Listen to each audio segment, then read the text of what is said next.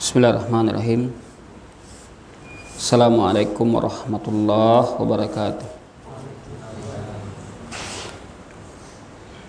Innal hamdalillah nahmaduhu wa nasta'inuhu wa nastaghfiruh wa na'udzu billahi min shururi anfusina wa sayyiati a'malina. May yahdihillahu fala mudilla lahu wa may yudlil fala hadiya lahu. Asyhadu an la ilaha illallah wahdahu la syarika lah wa asyhadu anna Muhammadan abduhu wa rasuluh la nabiyya ba'. Allahumma salli wa sallim ala nabiyyina Muhammadin wa ala alihi wa sahbihi wa man tabi'ahum bi ihsanin ila yaumiddin, amma ba'. Bapak Ibu yang dirahmati dan dimuliakan Allah Subhanahu wa taala, kembali kita ungkapkan syukur kita kepada Allah dengan nikmatnya. Alhamdulillah, pada malam hari ini Allah Subhanahu wa taala masih memberikan kekuatan kepada kita, kesehatan, kesempatan untuk menegakkan amal saleh, yaitu ibadah yang mulia, ibadah as-salah, yang mana salat adalah merupakan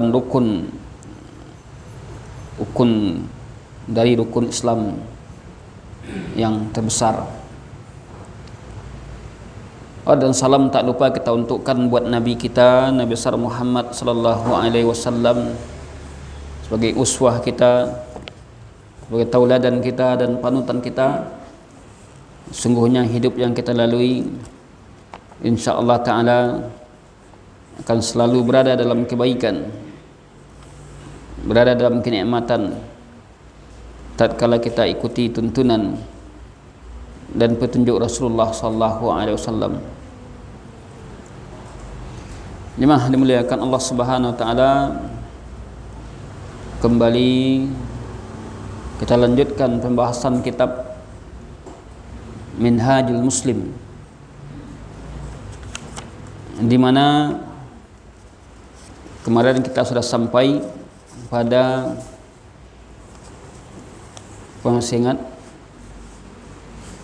mana itu?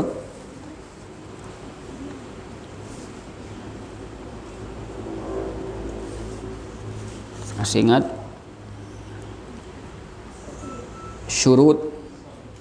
syurutul wujub wa syurutu as-sihhah,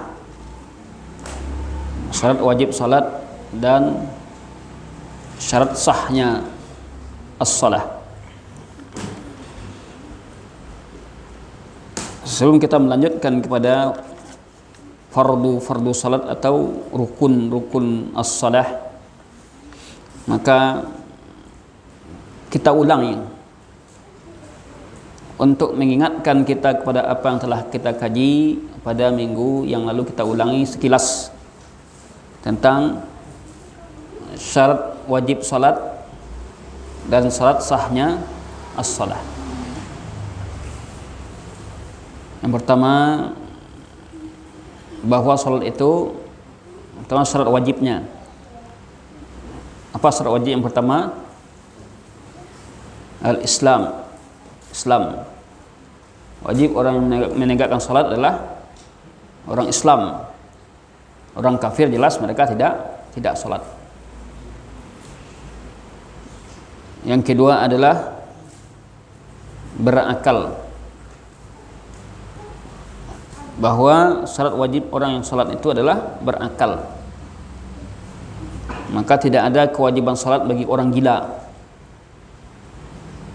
Tidak ada kewajiban salat bagi orang yang akalnya tidak sehat. Karena Nabi katakan rufi'al qalam an thalathah, diangkat pena itu dari 3 kelompok. Di antaranya adalah yaitu anil majnun hatta ya'qil, diangkat dari orang yang gila sampai akalnya sehat. Kemudian yang ketiga Poin ketiga, al-bulugh, yaitu balik. Maka tidak wajib salat bagi anak-anak sampai anak itu balik, yaitu ditandai dengan mimpi basah bagi anak laki-laki. Sedangkan bagi anak perempuan adalah menstruasi atau haid. Akan tetapi bukan berarti menyuruh anak untuk salat ketika balik. Dan salah paham pula, anak disuruh hanya ketika balik salatnya. Kalau itu lakukan, nak kena mau salatnya. Kenapa demikian? Karena Nabi sudah memerintahkan ya untuk mendidiknya umur 7 tahun. Kalau tidak berguna perintah tadi. Muru auladakum bis-shalah wa hum abna'us sab'in. Perintahkanlah anak menegakkan salat ketika umur 7 tahun. Wadribuhum idza balagu asran. Pukullah dia kalau sudah sampai 10 tahun tidak salat maka dipukul. Berarti ya memang wajibnya itu wajib ketika dia tidak salat berdosa, akan tapi perintah untuk melakukan pendidikan salat memang sudah diperintahkan umur 7 tahun. Sebab kalau tidak ya dibiasakan, tidak dididik, tidak akan mau mereka untuk menegakkan salat. Sedang lagi dari ketek disuruh salat, tidaknya namun lagi ketika balik baru diperintahkan untuk salat. Tidak akan mau mereka. Maka salat itu butuh kepada tadrib, latihan, ta'wid, pembiasaan. Dengan adanya mulai umur 7 tahun sampai 10 tahun, maka ini adalah latihan bagi mereka untuk menegakkan salat sampai mereka terbiasa. Dan lewat umur 10 tahun datang perintah untuk melakukan hukuman fisik. Ini menunjukkan bahawa sudah ditegas umur 7 tahun sudah mulai penegasan anak untuk as-salah. Umur 10 tahun, karena umur 10 tahun anak sudah mulai bisa diajak untuk berfikir. Ya, umur 10 tahun sudah mulai diajak untuk berfikir. Kalau umur 7 tahun suruh aja itu. Yang penting salat. Kemudian di antara syarat wajibnya dukhulu waqtiha, masuk waktu salat. Kalau masuk waktu salat maka berarti wajib salat. Sudah terpenuhi syarat untuk melaksanakan salat dan masuk waktu. Nah, tidak sah salat kalau waktunya belum masuk. Ini telah kita jelaskan waktu-waktu salat. Kemudian yang kedua syurutus sihhah, yaitu syarat sahnya. Yang pertama at-taharah minal hadatsil asghar, suci dari hadas kecil. Yaitu ketika orang tidak berwudu ya, maka dia wajib bagi untuk berwudu. Tidak sah salat bagi orang yang tidak berwudu. Wa minal hadas, dan termasuk juga dari hadas besar.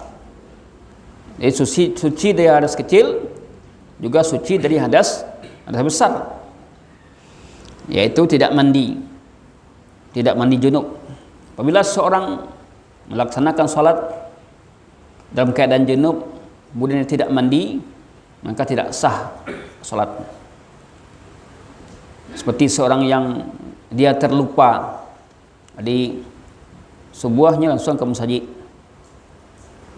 takana nya dalam keadaan junub dah. Takana adanya salat, takana adanya bahwasanya inyo alun mandi le ketika menjelang zuhur. Maka ketika takana tadi langsung dia mandi, kemudian dia salat. Karena salat yang dilakukan waktu subuh tadi tidak sah. Kenapa tidak sah? Karena dia dalam keadaan berhadas besar. Kalau itu lupa, maka itu dimaafkan. Tapi kalau itu disengaja, maka dia berdosa. Ya. Jemaah dimuliakan Allah Subhanahu wa taala.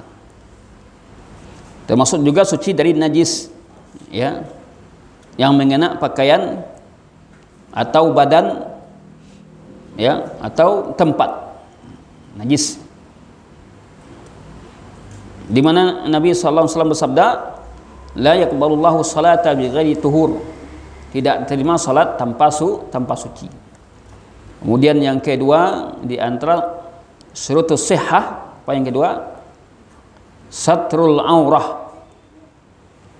Apa itu satrul aurah? Menutup aurat. Di mana batasan aurat laki-laki ma baina surratihi wa rukbatihi, antara pusat dan lututnya. Ini aurat laki-laki. Ya, kalau begitu boleh awak dalam keseharian kau ya pakai saja serawa dari pusat kau sampai lutut. Boleh, akan tetapi malu kita, kurang malu lah. Ya kan Buya mengecekkan bahwasanya aurat laki-laki itu hanya antara ya pusat dan lutut. Nah, cukup laki-laki memakai pakaian sebatas itu. Jelas itu adalah yang aurat wajib ditutupi. Namun secara adab, secara perhiasan tentu kita menyempurnakan pakaian kita. Sempurnakan pakaian kita. Kok itu pakaian orang semua orang Badui atau orang-orang yang jauh dari masyarakat ramai yang tidak ada pendidikannya. Adapun aurat perempuan telah kita jelaskan. Wa auratul mar'ah fima ada wajhiha wa kaffaiha. Adapun aurat perempuan selain dari ya, wajahnya dan tangannya, tepat tangannya, masuk punggung juga. Ini berdasarkan hadis Nabi sallallahu alaihi wasallam, la yaqbalullahu salata haidin illa bi khimar. Hadis ini menjadi dalil bahwasanya ya Allah tidak terima salat seorang yang wanita yang haid ya, yang sudah balik, kecuali dengan bi khimar, dengan menutup auratnya dengan memakai khimar. Itu jilbab. Kemudian telah kita jelaskan pada teman yang dahulu, apakah wajah perempuan itu termasuk aurat atau tidak. Terjadi perbedaan pendapat para ulama, sehingga yang menyatakan bahawa wajah wanita itu auratnya titik wajahnya. Ya. Inilah yang berkembang di masyarakat kita. Adanya cadar tadi. Yang menyatakan bahawa wajah itu tidak aurat, maka mereka bukakan. Namun mereka pun takut terkena fitnah. Takutnya kena fitnah. Ya memang wanita kau wajahnya adalah boleh dinampakkan. Tapi kalau berhiasnya, tentunya kalau berhias tentu orang mencaliatnya terfitnah orang lainnya. Maka disunnahkan, artinya dianjurkan untuk menutup wajah. Namun tak wajib. Ya. Tepatnya dianjurkan. Itulah dia pakai cadar tadi. Jadi jangan sampai awak tidak tahu, jangan sampai kita menyatakan orang pakai cadar itu aliran. Jangan, karena itu bagian dari perintah, bagian dari syariat ya, yang merupakan mereka laksanakan. Nah, kenapa banyak orang menganggap aku pakai cadar itu ada semacam aliran? Yo, dia nak ada ilmu tadilah. Wak dia nak ada ilmu, kebiasaan masyarakat kita lihat, kita buka wajah tarui. Maka kita tak ada ilmu dan nak sampai pemahaman awak ke situ, ya akhirnya kita menganggap bahwa pakai cadar itu semacam aliran. Pada istri Nabi, ya pakai cadar. Nah, yang jelas adalah, ya kalau kita ingin menutup wajah kita takut kena fitnah, maka ini lebih baik. Ya, memang dia tidak sampai kepada wajib. Ada yang mengatakan wajib, ya kalau wajib memang dia tidak buka-buka engkau sama sekali dia. Berdosa dia kalau dia buka itu. Namun kita cenderung pendapat yang mengatakan dianjurkan bagi wanita untuk menutup wajahnya. Kalau dianjurkan berarti tidak sampai kepada wajib. Ya. Takut terkena fitnah. Ya, fitnahnya laki-laki. Zaman kini kan banyak aja orang. Kadang-kadang Allah bercadar pun bergaya aja nih. Bercadarnya bergaya aja, berselfie-selfie.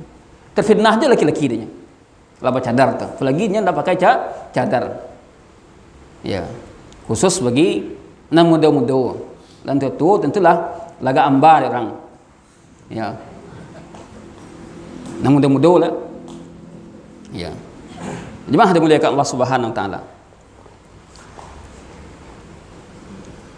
Kemudian di antara syurutus sihah, itu syarat sehatnya, syarat sah, istiqbalul qiblah, itu menghadap kiblat. Ya.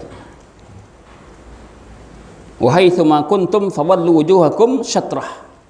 Menghadap ke kiblat, berusaha menghadap kiblat, kecuali kalau dia tidak mampu atau ada uzur.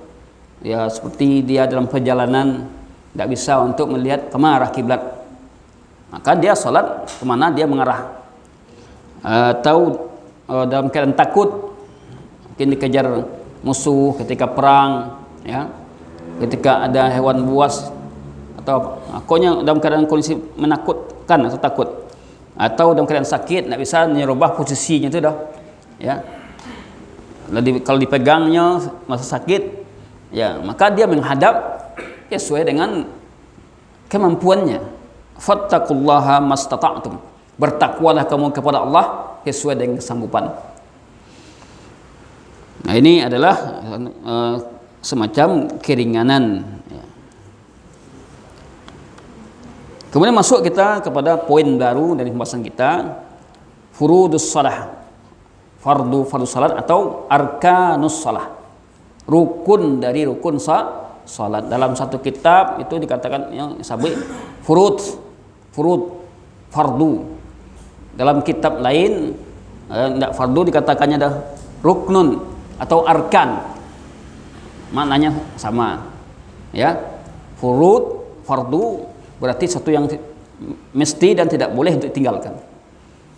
Arkan, rukun adalah juga demikian. Mari kita lihat salah satu referensi tentang rukun tadi.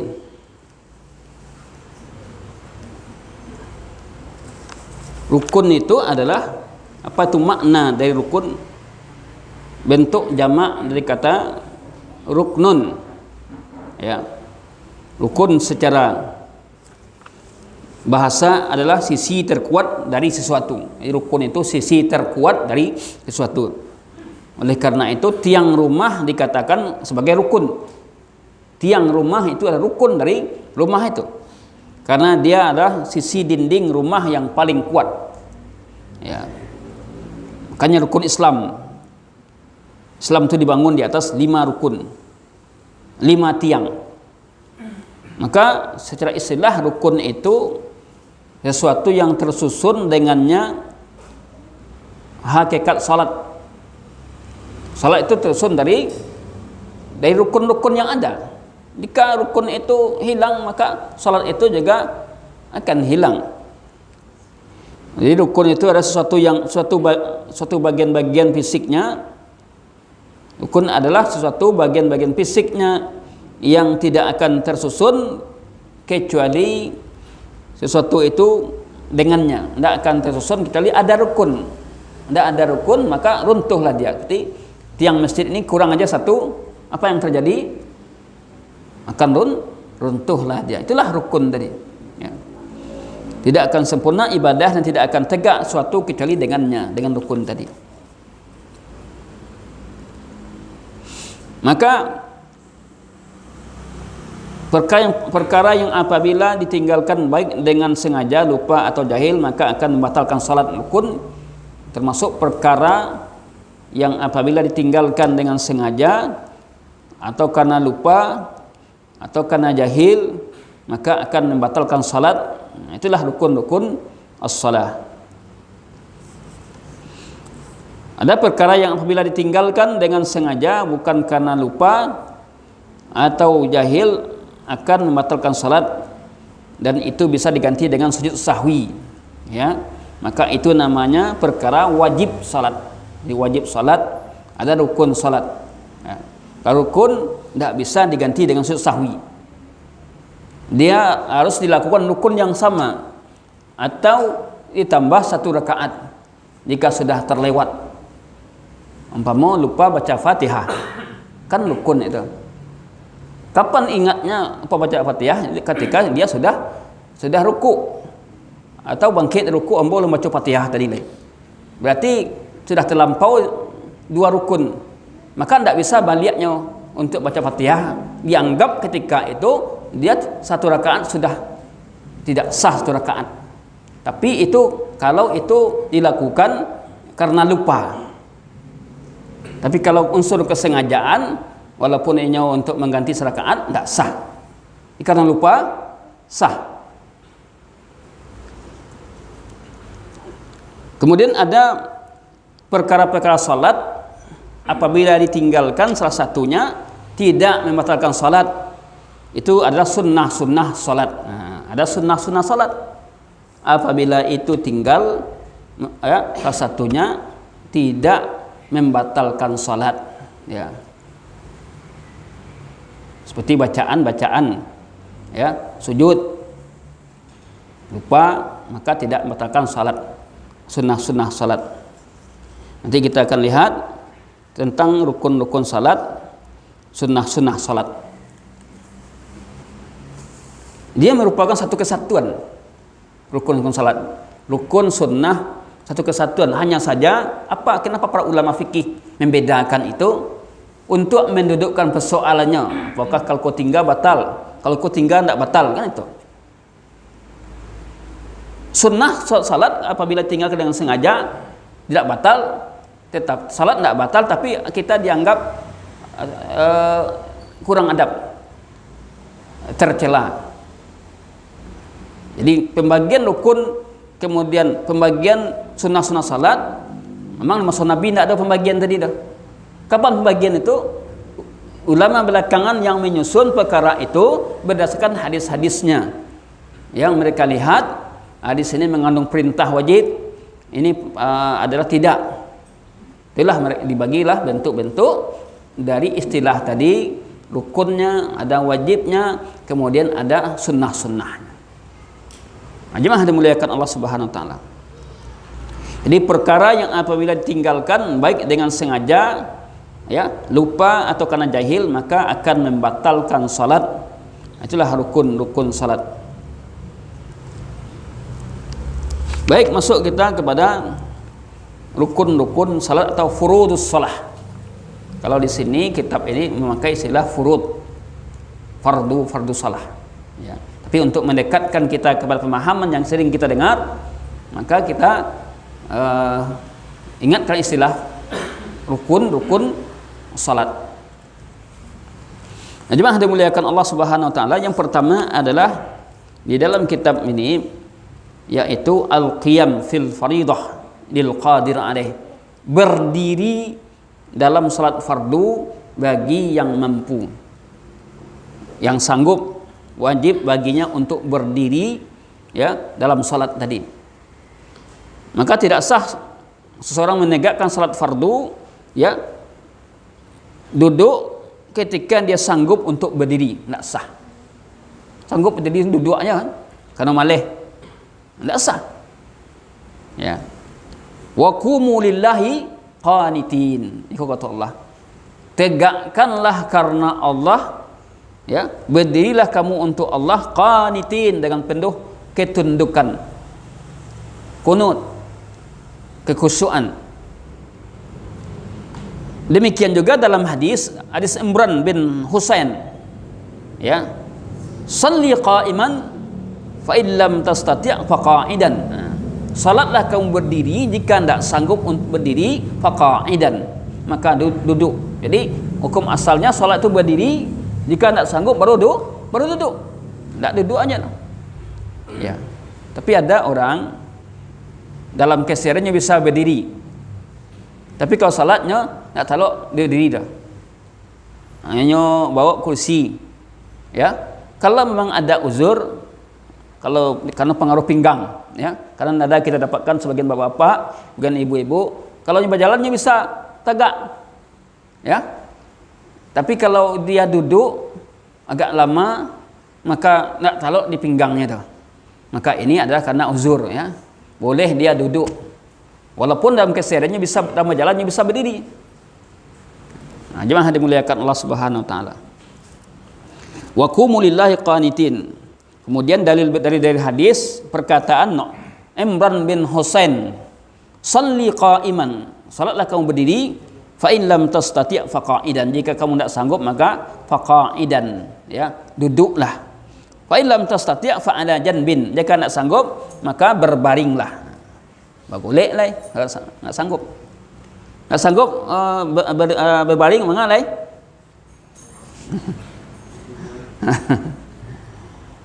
Ini rukun yang pertama, ya. Kemudian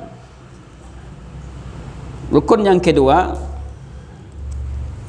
di dalam kitab ini, ya, niat, berniat. Ya, kalau kita lihat buku mazhab Syafi'i, niat itu pertama, takbiratul ihram, baru berniat. Namun ya semuanya itu perbedaan nomor saja sebenarnya. An-niyah, niat. Jadi seorang yang sholat wajib dia untuk berniat. Kenapa? Karena niat itulah yang mengarahkan kita, ya, untuknya kita sholat apa? Sholat zuhur, sholat asar, maka niat yang akan mempengaruhinya. Innamal a'malu bin niat. Hanya saja amal itu sangat terkait dengan niat. Wa innama likulli imri'in ma nawa. Hanya saja setiap amal sangat terkait dengan niat tadi. Nah, niat ini letaknya di mana letak niat tadi? Fil qalbi, di hati letak niat tadi. Gimana Buya, kita sejak dulu lah baraja dengan niat ini, ya guru-guru buat dulu, termasuk lomba waktu ketika ketik dahulu, ialah belajar aja nawaitu, ya, salatul maghrib adaan lillahi ta'ala. Sahkah pakai itu? Sah, ya, namun tidak menjadi syarat mesti dilafazkan, ya. Tidak, jangan sampai beko lupa melepaskannya, ini tidak sah, ya. Kenapa? Niat itu letaknya di hati. Kalau sekiranya niat itu letaknya, ya, di lidah, pasti awak mengicik seorang dia kemapai awak, dan makan cek dulu, dan minum cek dulu. Itulah mengicik seorang dia awak, ya, karena di lidah. Tapi ketika lapar kita, terus lapar, tidak perlu mengecek saya lapar dah, ya, pergi ke rumah makan awak, ya, duduk saja rumah makan lah tahu orang awak ke makan rumah. Cuma orang rumah makan kan bertanya ke awak, sambanya pak, nah, itu tidak perlu awak mengecek ada. Nah, berarti apa dah? Niat itu adalah letaknya di hati, bukan di lidah, ya. Azmul qalbi, tekadnya hati untuk melakukan sesuatu, untuk melakukan amal suatu. Maka niat ini membedakan suatu salat dengan salat yang lain, itu dibedakan oleh niat. Innamal a'malu bin niat. Semuanya amal itu terkait dengan niat. Namun di sebagian buku kita lihat tak dimasuknya niat di dalam rukun, ya.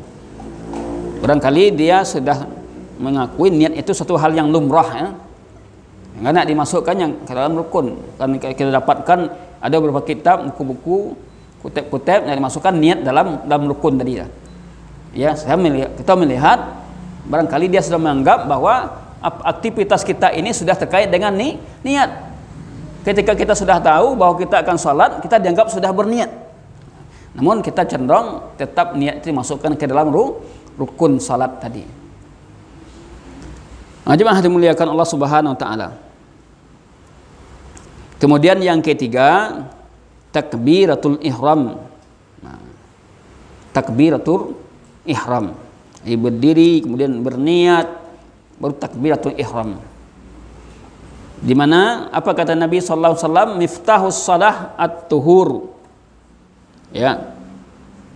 Wa tahrimuha at-takbir wa tahliluha at-taslim.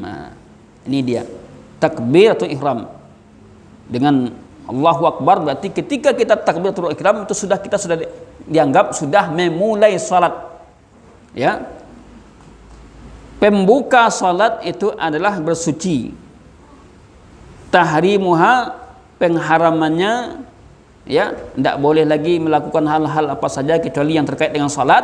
At-takbir, ya, wa tahliluha, untuk menghalalkan amaliyah yang lain.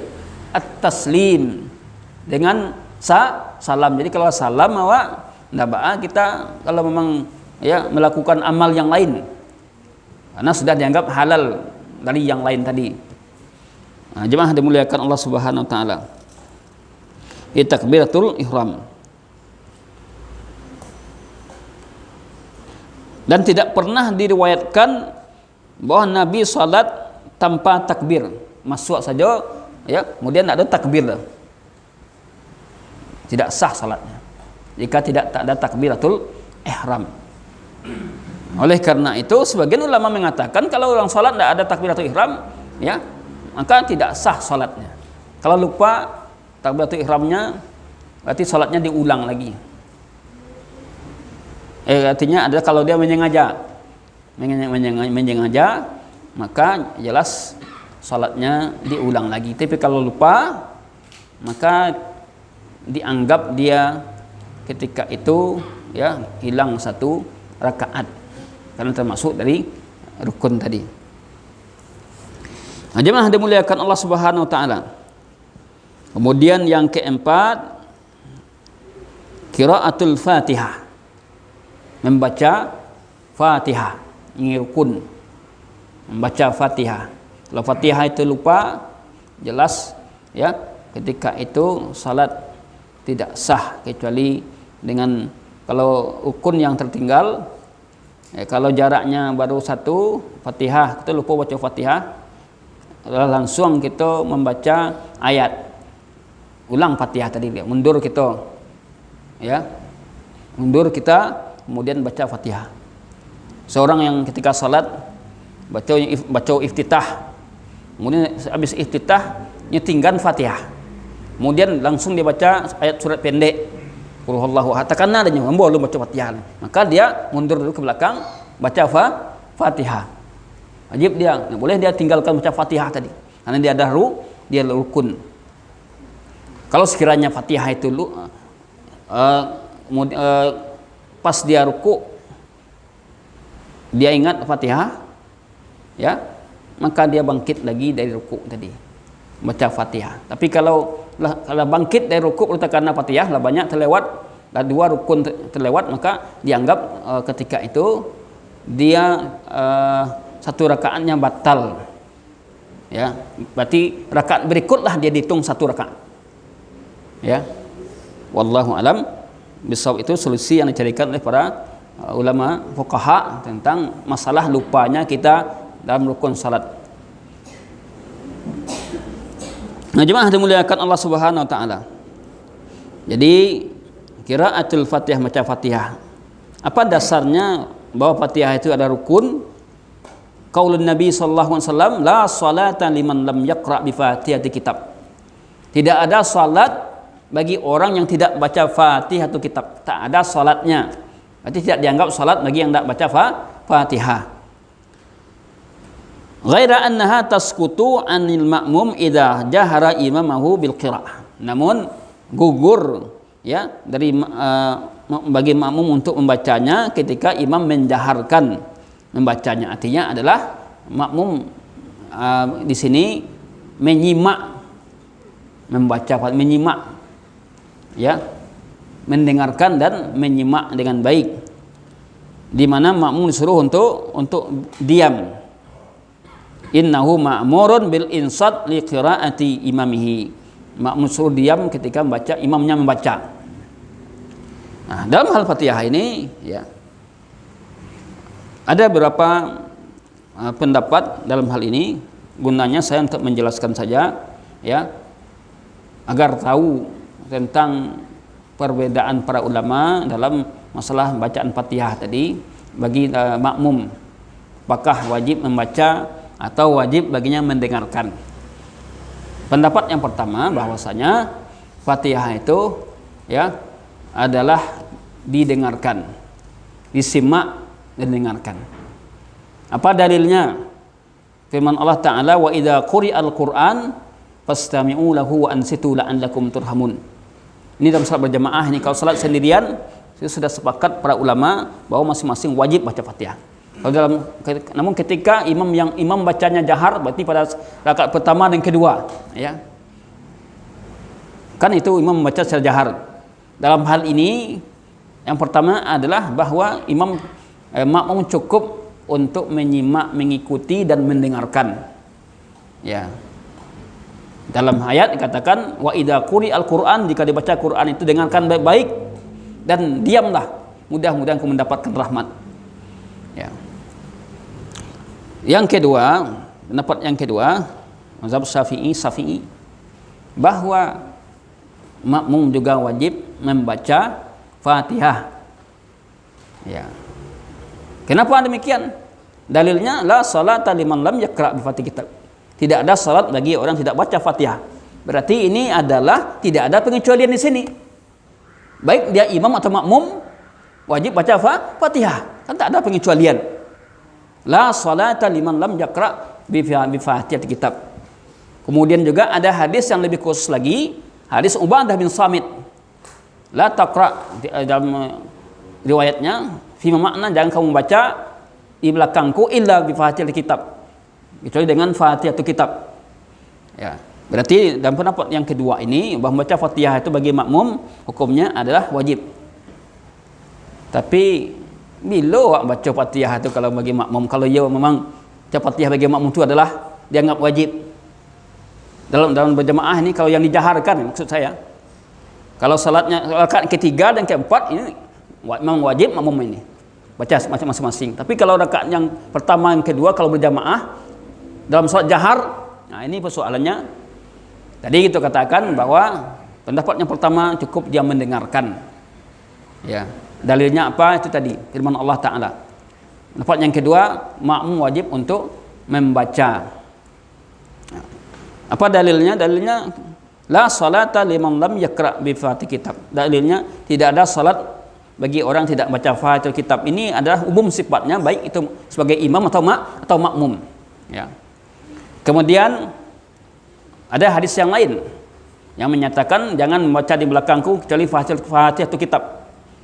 Maka berarti dalil membaca Fatihah ini ya khusus Al-Fatihah bagi yang jahar, ya, dalam membaca jahar, ya, bahwasanya makmum wajib untuk membaca menurut ya pendapat yang kedua ini.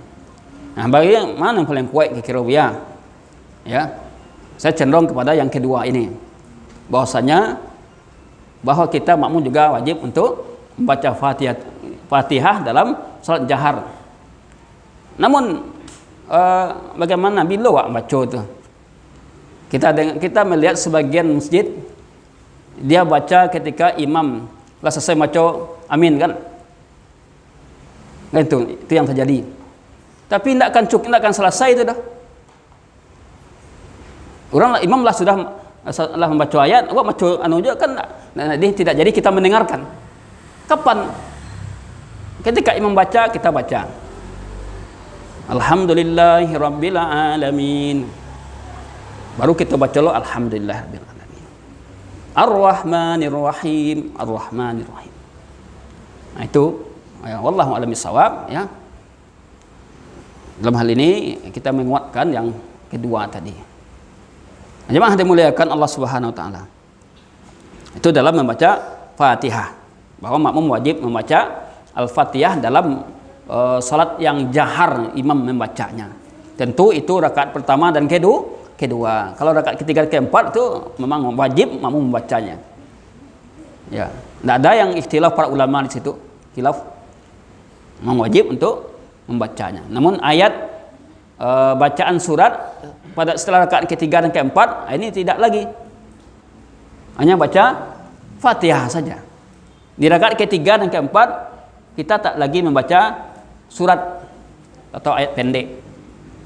Jemaah dimuliakan Allah Subhanahu wa taala. Itu tadi rukun yang keempat, membaca Al-Fatihah. Kemudian yang kelima ar-ruku'. Ruku'. Berarti membaca ayat tidak termasuk rukun. Ya, makanya kalau itu terlupa tinggal maka tidak membatalkan salat. Cukup nanti sujud sahwi. Ya. Ruku' adalah rukun. Apa dalilnya? Dalilnya adalah firman Allah Subhanahu wa taala, ya ayyuhalladzina amanu ruk'u wasjudu. Hai orang beriman, rukuklah dan sujudlah. Rukuklah dan sujudnya. Rukuk dalam salat bukan hanya sekedar rukuk, namun dia juga diikuti dengan tatma'inna raki'an, thumma rka' hatta tatma'inna raki'an. Kemudian rukuk sampai tenang. Jadi kalau rukuknya langsung tegak itu enggak tumakninah. Berarti rukuknya itu disertai dengan apa? Tumakninah. Ya. Dan juga tidak pernah disebutkan dari Nabi SAW, ya, dan juga dari salah seorang sahabat, beliau serta generasi sudah mereka yang meninggalkan rukun ini. Tak ada yang meninggalkan rukun ini, ya. Dan rukun ini tidak gugur sama sekali, sebab kalau gugur tentunya gugur juga orang Arab Badui karena kejahilannya. Kewajiban dalam rukuk adalah membungkuk sehingga kedua tangannya memegang kedua lututnya. Jika postur tubuhnya seimbang. Ini ikhwatina fillah, Bapak Ibu yang dimuliakan Allah Subhanahu wa taala. Kemudian yang keenam, ar-raf'u minhu. Bangkit dari rukuk. Ya. Bangkit dari rukuk berdasarkan hadis Nabi sallallahu alaihi wasallam kepada orang yang musii'us shalah, orang yang jelek salatnya. Ya. Ada suatu riwayat tentang seseorang yang jelek salatnya, di mana ya dia datang sudah terlambat salatnya, kemudian Nabi memperhatikan salatnya tadi, rukuknya, sujudnya kiranya tidak betul. Selesai dia salam, Nabi suruh dia untuk mengulangi salatnya lagi. Ya, irji' fasalli fa innaka lam tusalli. Nah, ini orang yang jelek salatnya. Ulangi salatmu, sesungguhnya kamu belum salat. Sampai di situ Nabi mendidik sahabatnya. Nampak sahabat yang tidak betul salatnya, selesainya salam dipanggil Nabi, ulang salatmu, sesungguhnya kamu belum salat, belum melaksanakan as-salah. Kenapa? Karena dia sudah meninggalkan rukun dari salat tadi. Ya. Cepat-cepat, kemudian tidak tumakninah.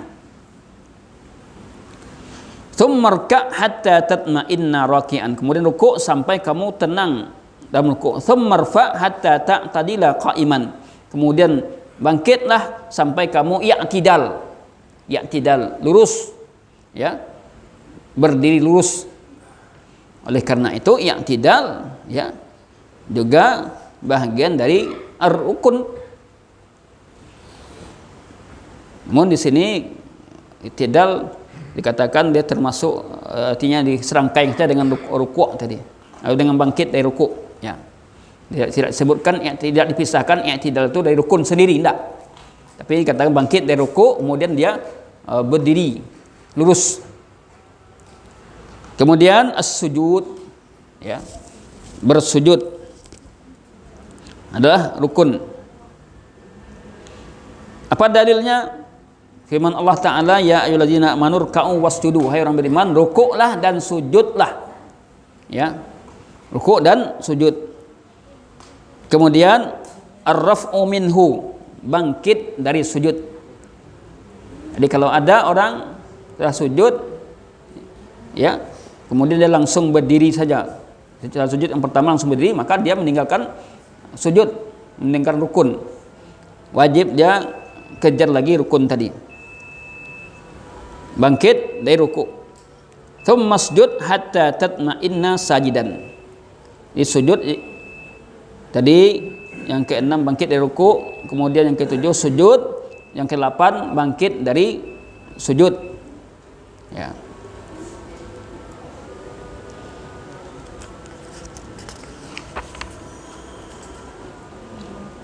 Kemudian bangkit dari sujud. Kemudian yang ke-9 tuma'ninah fir ruku' was sujud wal qiyam wal julus. Tuma'ninah dalam ruku', dalam sujud, dalam duduk. Apa tuma'ninah itu? Apa yang dikatakan tuma'ninah? Kalau tuma'ninah itu dalam gerakan itu sempurna. Ya. Entah rukuknya betul-betul sempurna rukuknya tadi. Kepalanya dan punggungnya itu lurus ya. Ya, kemudian nanti dalam bacaannya pun dia baca dengan benar. Enggak tersesak dah, enggak capek. Ya. Itu makninah. Tuma'ninah fil harakah dalam gerakan, kemudian tuma'ninah fil qiraah dalam bacaan. Ini tuma'ninah. Kemudian ya, assalam. Salam. Yang ke-10 adalah salam. Kemudian yang ke-11 al-julus lis salam, duduk untuk salam. Ya. Duduk untuk salam. Wala yakrut, tidak boleh keluar dari salat bigai salam, tanpa salam. Berarti sebelum salam kan dia duduk. Tidak boleh dia keluar tanpa salam dan tanpa adanya dia duduk dulu. Ya. Wala yusallim illa wa huwa jalis, tidaklah dia salam kecuali dia dalam keadaan duduk. Sebagaimana dalam hadis wa tahliluha at-taslim, dan yang menghalalkan salat itu, menghalalkan artinya selesai yang salat adalah dengan taslim, dengan salam tadi. Kemudian tertib, ya, rukun berikutnya adalah tertib antara rukun-rukun yang lain, mendahulukan yang dahulu, ya. Wala yaqra Fatihah qabla takbiratul ihram, tidak boleh dia membaca Fatihah sebelum takbiratul ihram. Jadi kalau dia masuk langsung takbiratul ihram sementara dia belum kalau dia langsung baca Fatihah sementara dia belum takbiratul ihram, maka tidak sah salatnya. Dia meninggalkan rukun tadi.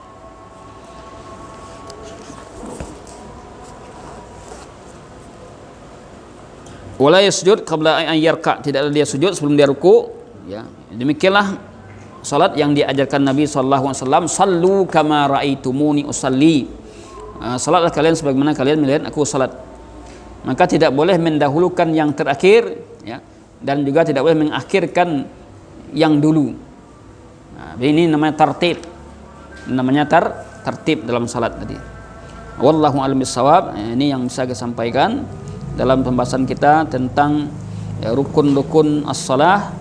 Insyaallah taala kita lanjutkan, nanti kita akan murajaah lagi minggu yang akan datang, di Kamis yang akan datang. Mudah-mudahan bermanfaat. Wassallallahu ala nabiyyina Muhammadin wa ala alihi wa sahbihi wa akhiru da'wana alhamdulillahi rabbil alamin. Assalamualaikum warahmatullahi wabarakatuh.